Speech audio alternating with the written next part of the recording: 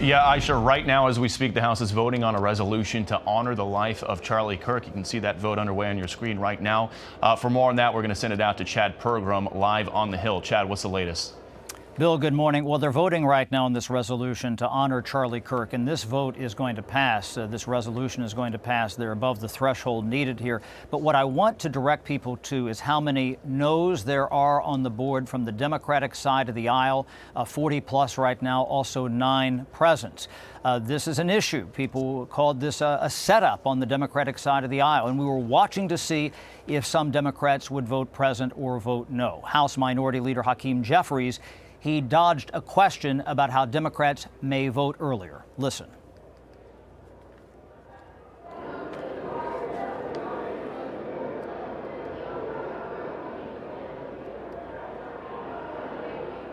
So again, this vote is still open here. Jeffries indicated earlier, he kind of dodged my question. I said, if people vote on the Democratic side of the aisle, will this continue to raise the discord on Capitol Hill? And he said, well, we put out a statement condemning political violence. And I pressed him again, and he said no. Now, I also put this question to House Speaker Mike Johnson, and he said he hoped that Democrats would not do this. Now, I should note that the House of Representatives voted 424 to nothing back in June to condemn the shootings of the Minnesota state lawmakers. So that's significant here. And we have another bit of breaking news here. Just before they got to this vote, Bill, on Charlie Kirk, the House of Representatives just passed the interim spending bill. This is a Republican written bill that would only renew all funding at the current levels to keep the government open at the end of the month. The vote there was 217 to 212. Republicans lost 2 votes on their side of the aisle. Thomas Massie, Republican of Kentucky, and Victoria Spartz, Republican of Indiana. But right before they closed the vote, there was one Democratic yes. That was Jared Golden, the moderate Democrat from northern Maine. Again, I pressed Hakeem Jeffries earlier this morning if they would have unanimity on his side of the aisle. Catherine Clark, the Democratic whip, she thought earlier in this week when I told her, I said, well, how are you guys going to vote? She thought everybody would vote no.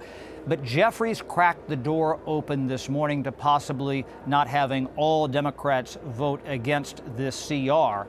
And that was the case there with Jared Golden. Now, what this means is this goes to the Senate. The Senate is going to take 2 kind of test votes, messaging votes on this CR later today.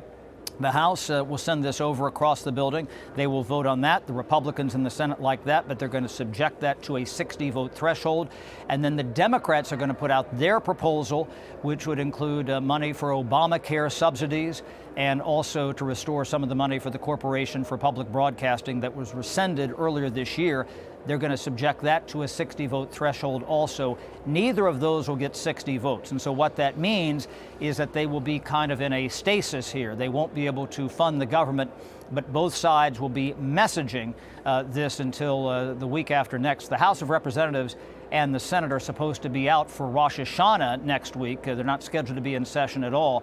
And then when they come back that Monday, right before the end of September, they'll have to figure this out or the government is going to shut down. But I want to flag for people, the news here is the fact that they have passed, the vote is still open, but they've passed this resolution honoring Charlie Kirk. But look at how many Democratic no's are on the board, Aisha. Yeah, I was just watching the numbers changing here. 92 Democrats voting alongside Republicans to honor Charlie Kirk. 29 present and 57 so far have decided not to do this. You know, it's a long ways from just a few days ago when there was a shouting match on the House floor between Democrats and Republicans just because Republicans wanted a moment of silence after the assassination. I mean, the emotions were so raw. And now we're watching that at least, you know, nearly 100 Democrats have realized that this, you know, this is an important moment here, an important message to send to the country. Yeah, I think that's what's key, and that's what Mike Johnson was saying this morning. He said people should be able to support this from his vantage point. He said you might not have agreed with Charlie Kirk, but it honors his legacy. It also condemns political violence. And, we should note that House Speaker Mike Johnson put together a vigil in Statuary Hall of the Capitol earlier this week. It was widely attended by Republicans, but there were less than a dozen Democrats who showed up. And again, Hakeem Jeffries was pressed about that. Why so few Democrats? And he said, well, they're going to make their own decisions about this. There certainly were some who came and thought it was important to show respect to Charlie Kirk, and in the effort to show comity here on Capitol Hill. But Aisha and Bill, the contratemps on Capitol Hill, the temperature has not gone down at all. And we've seen this repeatedly after various iterations of political violence, after the shooting of Gabby Giffords, the congresswoman from Arizona in 2011, the congressional baseball practice shooting in 2017. And each time members say that they are going to lower the temperature, and they almost never do.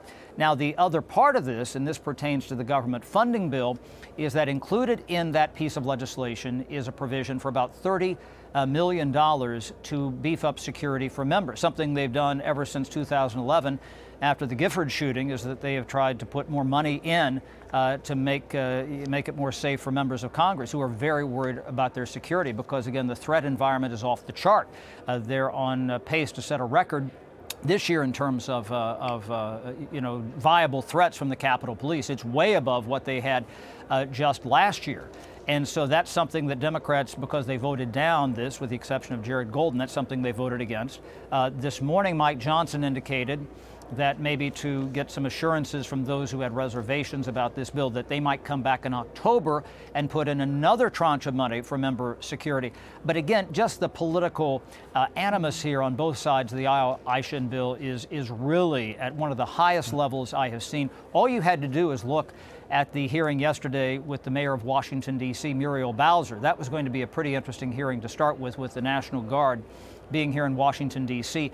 And it completely devolved into one of the worst shouting matches I've seen in a long time between Rashida Tlaib, Democrat of Michigan, Byron Donalds, references to the Third Reich and fascism. It was pretty bad, and that kind of underscores the tenor right now on Capitol. Well, we just got some breaking news here, Chad, that Hakeem Jeffries, the leader of the Democrats, the House Democrats, just voted yes. He's a yes on honoring Charlie Kirk, and AOC just voted no. So there is the divide right there within the Democratic Party on a resolution that really should be bringing everyone together. Thank you, Chad Pergram, live on the Hill for us with that breaking news.